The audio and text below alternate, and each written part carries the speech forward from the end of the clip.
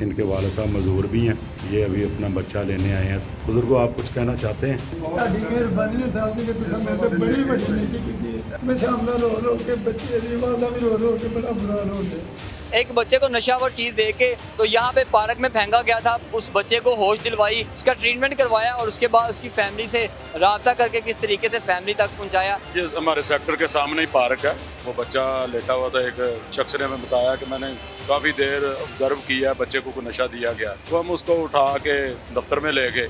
10-15 minute बाद उसको proper होश आई है, समझदार था। उसने हमें बताया जी कि मैं घर से लेना कुछ चीज़ लेने निकला था। 2-4 लोग आए हैं, उन्होंने मुझे मुंह पे कोई कपड़ा रखा जिससे मुझे नहीं आगे पता। उठा के जो है ना, वो अल्लाह का शुक्र है कि जो उसने बताया था उसके मुताबिक ही उसका ना ड्रेस निकला। अस्सलाम वालेकुम नाज़रीन, मैं हूं कदीर खान और आप देख रहे हैं तस्वीर मीडिया। इस वक्त मैं रावी चौक में मौजूद हूं और रावी सेक्टर की अगर बात की जाए तो कुछ रोज़ कबल यहाँ पे डकैत जो थे वो डकैती करके मोबाइल छीन के झपट्टा मार के फ़रार हो रहे थे, उनको पकड़ा गया उस ट्रैफिक वार्डन की तरफ से। उसके बाद 302 के जो इश्तिहारी मुलज़म थे उनकी भी मुकबरी हुई, उनको गिरफ़्तार किया गया। और रात में कल की बात है कि एक खतून दरिया रावी में खुदकुशी के लिए आई और उसको भी कॉल चली और उसको भी जाके सलीम साहब ने बचाया। और उसके बाद रात की अगर बात की जाए तो रात को एक बच्चे को नशावर चीज़ दे के तो यहाँ पे पार्क में फेंका गया था। उस बच्चे को होश दिलवाई, उसका ट्रीटमेंट करवाया और उसके बाद उसकी फैमिली से राब्ता करके किस तरीके से फैमिली तक पहुँचाया, ये सब सलीम साहब से जानने की कोशिश करते हैं। अस्सलाम वालेकुम सलीम साहब, कैसे हैं आप? वालेकुम अस्सलाम वरहमतुल्लाहि वबरकातुहू। बताएं कि तो माशाल्लाह पहले तो आप ट्रैफिक के मामला सारे देख रहे हैं, हेलमेट की पाबंदी करवा रहे हैं। उसके साथ साथ आपने एक तो पहले खतून की जान बचाई, वो खुदकुशी करने जा रही थी। उसके बाद आपने उसको मोटिवेट किया कि हर चीज़ का हल जो है वो जान देना ही नहीं है, जान देना इस्लाम में हराम है, इसकी इजाज़त नहीं है। और दूसरा बच्चे का थोड़ा सा बताएं कि बच्चा कैसे आपको मिला, कैसे इन्फॉर्म हुआ, कैसे फैमिली तक पहुँचाया? ये हमारे सेक्टर के सामने ही पार्क है, इधर ही वो बच्चा लेटा हुआ था। एक शख्स ने हमें बताया कि मैंने काफ़ी देर ऑब्जर्व किया, बच्चे को नशा दिया गया। तो हम उसको उठा के दफ्तर में ले गए।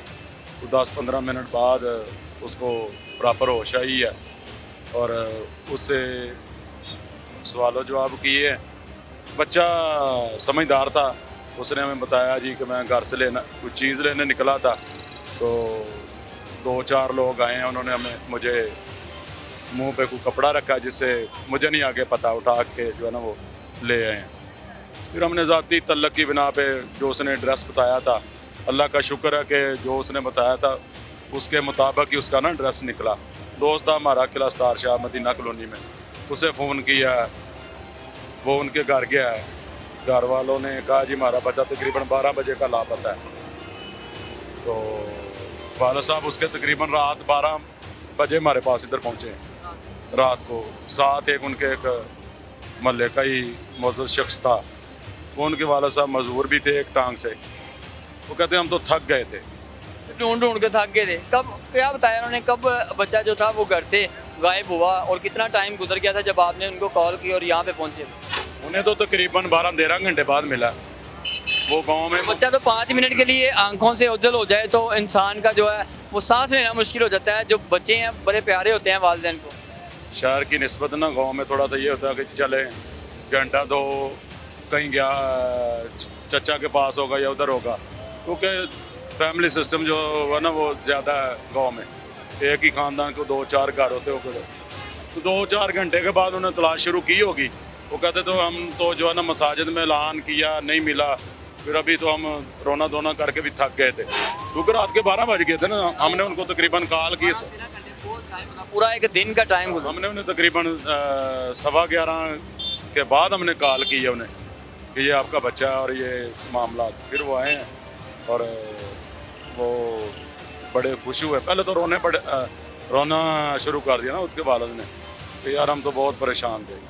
उसके बाद फिर उनके हैंड ओवर किया और दुआएं देते चले गए। जो खतून की जान बचाई है उसका क्या प्रॉब्लम थी, क्यों खुदकुशी करने आई थी और आपको कैसे इतला हुई, कैसे आप वहाँ पे पहुँचे, कैसे उसकी जान बचाई?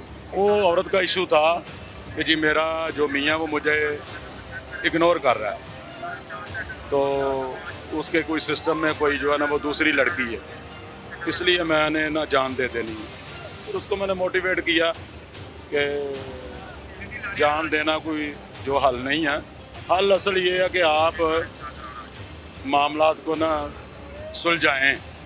फिर वो जब थाने वाले आए बाद में पौने घंटे के बाद, तो वो कहती मैंने इनके साथ नहीं जाना। मैंने कहा आप इनके साथ नहीं जाएंगी तो फिर सारे मामला दरिया के अंदर। मेरी उनके साथ बात हुई, कल मैं उनके घर में गया उनसे प्रोग्राम करने के लिए, तो उन्होंने मुझे भी यही बताया कि मेरे ससुराल की तरफ से मुझे टॉर्चर किया जाता है, मुझ पर तशद्दुद किया जाता है।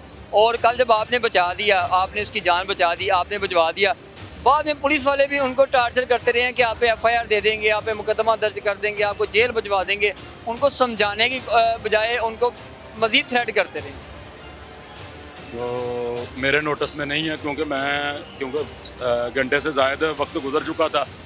जो ही थाने वाले पहुंचे हैं उनके मैंने हैंड ओवर की है। लेकिन उन्होंने ये बात की है आपकी, उन्होंने यही तारीफ़ की है कि सलीम साहब ने जो मेरी बात मुझे समझाई है वो बात मेरी समझ में आई है। अब मैं खुदकुशी नहीं करूँगी, इन हालात का मुकाबला करूँगी और इसको मज़ीद बेहतर करने की कोशिश करूँगी ताकि मेरा खावंद मेरे साथ ठीक तरीके से रहे। ऐसे में तो जो उनके फैमिली के मुअज़्ज़ज़ लोग हैं ना, जिनका असर और रसूख है उनके ससुराल पे, मेरा ख्याल है कि सबसे पहले उनको किरदार अदा करना चाहिए। जो फैमिली के मुअज़्ज़ज़ लोग हैं तो वो अगर थोड़ा सा असर और रसूख का इस्तेमाल करेंगे तो मेरा ख्याल है वो अल्लाह की रहमत से उसका जो शोहर है जो इसको इग्नोर कर रहा है, हालांकि उसकी लव मैरिज है, ये नहीं है कि वो लव मैरिज है, तो उसको चाहिए वो अगर थोड़ा सा किरदार अदा करें तो मेरा ख्याल ये मामला ठीक हो जाएगा।